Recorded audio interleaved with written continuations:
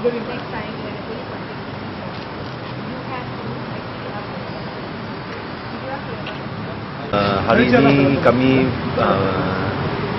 bersama-sama anggota yang dari Pakatan Rakyat telah pergi ke Parlimen dan untuk bersama-sama menghantar satu surat aduan kepada Suhakam berkenaan dengan kes 4 ahli Parlimen Pakatan Rakyat telah digantung daripada Parlimen.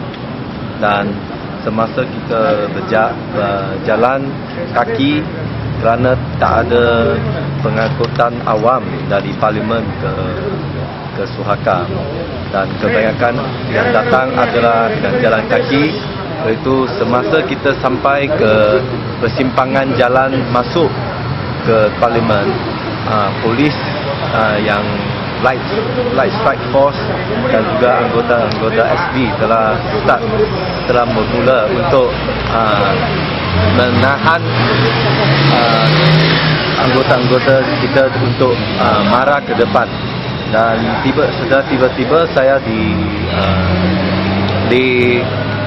heret lah dan